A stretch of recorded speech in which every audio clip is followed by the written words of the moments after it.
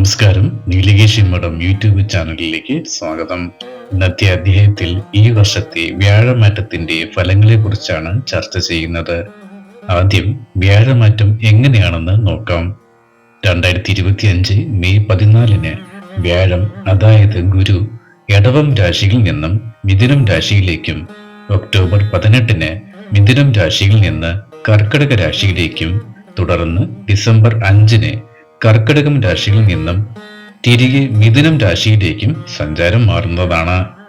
ഗ്രഹങ്ങളിൽ സർവീശ്വകാരകനാണ് വ്യാഴം. വ്യാഴത്തെ കൊണ്ടാണ് ഓരോ വ്യക്തിയുടെയും ദൈവാധീനം, ഐശ്വര്യം, ലക്ഷ്മീവാസം, സന്താനം, അതുപോലെ പ്രാധാന്യം അർഹിക്കുന്ന ധനത്തെക്കുറിച്ചും ചിന്തിക്കുന്നത്.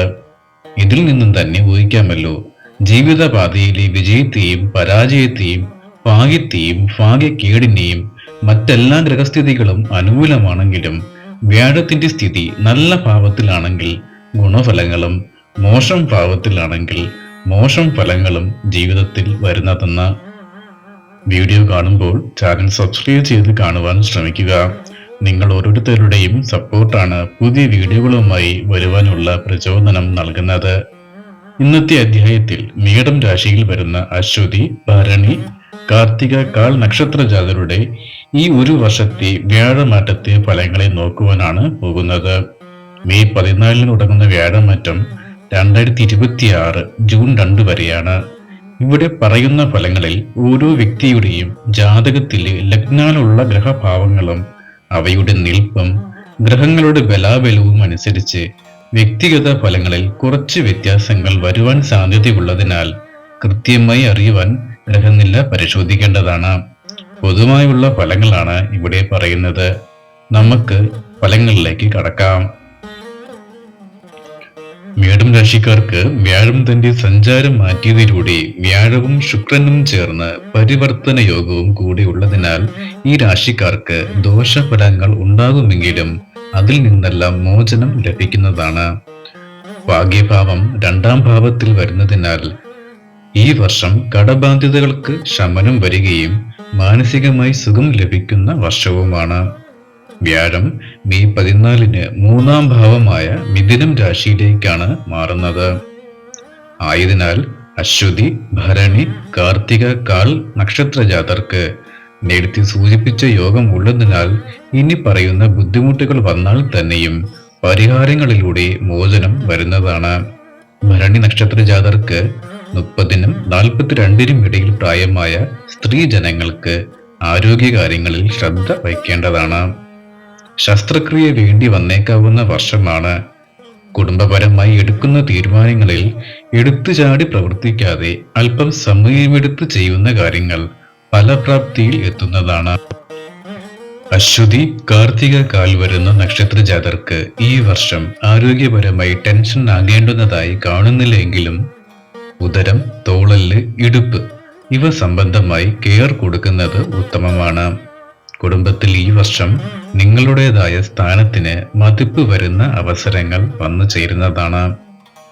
ഉദ്യോഗപരമായി മേടം രാശിക്കാർക്ക് 3ാം ഭാവത്തിൽ സഞ്ചാരമായതിനാൽ ചെയ്യുന്ന ഏത് കർമ്മ മേഖലയിലായാൽ തന്നെയും ശ്രദ്ധ വേണ്ടുന്ന സമയമാണ്.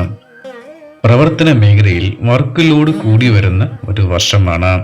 പ്രമോഷൻ, ജോലിമാറ്റം, വിദേശത്ത് ജോലിക്കായി ശ്രമിക്കുന്ന മേടം രാശിക്കാരായ വ്യക്തികൾക്ക് ലാഗ് വരുന്ന വർഷം ആണെങ്കിൽ തന്നെയും ദൈവാധീനമുള്ളതിനാൽ ഒക്ടോബർ 17 ശേഷം നിങ്ങൾ ചെയ്യുന്ന കർമ്മങ്ങൾക്ക് പോസിറ്റീവ് റിസൾട്ട് വരുന്നതാണ്. ഒക്ടോബർ 17 വരെ ഉദ്യോഗപരമായി സ്വദേശത്തും വിദേശത്തും ഉള്ളവർ ഉദ്യോഗ സംബന്ധമായി അനുകൂല സാഹചര്യം വരുവാൻ കഴിയുന്ന ദിവസങ്ങളിൽ വിഷ്ണു ക്ഷേത്ര ദർശനവും ആഴ്ചയിൽ ഒരിക്കൽ ഭഗവാന് അർച്ചന ചെയ്യുന്നത് ഉത്തമമാകുന്നു. 7.5 ശനിയുടെ കാലഘട്ടമായതിനാൽ സാമ്പത്തിക അഭിവൃദ്ധി കൈവരുമെങ്കിലും സേവിങ്സ് അത്ര കണ്ട് വരാത്തൊരു കാലഘട്ടമാണ്. സന്താനങ്ങൾക്ക് വേണ്ടി പതിവിലും കൂടുതൽ ചിലവുകൾ ഒക്ടോബർ മാസം വരെ വ്യാഴത്തിന്റെ 3ാം ഭാവത്തെ കൊണ്ട് ചിന്തിക്കാവുന്നതാണ്. അടുത്ത 5 മാസത്തേക്ക് മേടം രാശിക്കാർ ഇനി തുടങ്ങുവാൻ പ്ലാൻ ചെയ്ത് വച്ചിട്ടുള്ള ഭൂമി വാങ്ങുക, അതുപോലെ ഭൂമി വിൽപ്പന, ഷെയർ മാർക്കറ്റിംഗ് ഇവയിൽ കൂടുതൽ കരുതൽ വയ്ക്കുന്നത് ധനനഷ്ടങ്ങൾ ഒഴിവാക്കുവാൻ നല്ലതാണ്. 50 വയസ്സ് കഴിഞ്ഞ മേടം രാശിക്കാർക്ക് മുടങ്ങിക്കിടന്നിരുന്ന ധനം തിരികെ ലഭിക്കുവാൻ യോഗമുള്ള വർഷമാണ്. നേരത്തെ സൂചിപ്പിച്ചതുപോലെ കുടുംബത്തിൽ നിങ്ങളുടേതായ ഒരു സ്ഥാനം ദൃഢമാക്കുവാൻ സാധിക്കുന്ന വർഷമാണ്. എന്നാൽ എടുത്തുചാടി ചെയ്യുന്ന കാര്യങ്ങൾക്ക് 7ാം ശനിയുടെ ഒരു ഭാവം കൂടി ആയതിനാൽ വിപരീത ഫലങ്ങളും ഉണ്ടാകുന്നതാണ്. സഹോദര ഗുണവും ബന്ധുക്കൾ തമ്മിലുള്ള ശത്രുതകൾ മാറിക്കിട്ടുന്ന വർഷവുമാണ്. വ്യാഴത്തിന്റെ 7ാം ഭാവത്തിലുള്ള ദൃഷ്ടി അനുകൂലമായതിനാൽ ഭാര്യ ഭർത്തൃ ബന്ധത്തിൽ ഊഷ്മളതയും, വിവാഹ തടസ്സങ്ങൾ ഉള്ളവർക്ക് തടസ്സങ്ങൾ മാറി വിവാഹത്തിലേക്ക് കടക്കുവാനും പുതിയ പ്രണയബന്ധങ്ങൾ യോഗം ചെയ്യുന്ന വർഷവുമാണ്. വിദ്യാപരമായി വിദ്യയിൽ പുരോഗതി കൈവരുന്ന വർഷം തന്നെയാണ്. ഇതിലൊരു കാര്യം പ്രത്യേകം ശ്രദ്ധിക്കേണ്ടത് പഠിച്ച കാര്യങ്ങൾ മറന്നുപോകാതെ ഓർമ്മയിൽ സൂക്ഷിക്കുക എന്നുള്ളതാണ്. പഠിച്ച വിഷയങ്ങൾ എല്ലാം അറിയാം എന്ന വിശ്വാസത്തോടെ മറ്റ് പ്രവർത്തനങ്ങളിൽ സമയം അധികം ചെലവഴിക്കാതെ ഫോക്കസ്ഡ് ആയിരിക്കുവാൻ ശ്രദ്ധിക്കുക. വിദ്യാ പുരോഗതിക്ക് വേണ്ടി വിദ്യ അഭ്യസിക്കുന്ന ഏതൊരു വ്യക്തിയായിരുന്നാലും ശ്രീകൃഷ്ണ സ്വാമി ക്ഷേത്ര ദർശനം നടത്തുന്നത് വിദ്യയിലുള്ള ലാഗ് മാറുന്നതിന് ഉപകരിക്കും.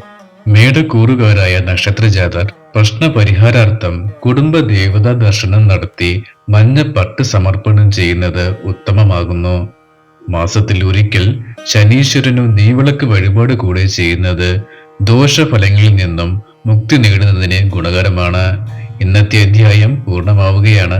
ചാനൽ സബ്സ്ക്രൈബ് ചെയ്ത് സപ്പോർട്ട് ചെയ്യുമെന്ന പ്രതീക്ഷയോടെ അടുത്ത അധ്യായവുമായി വരും വരെ നന്ദി, നമസ്കാരം.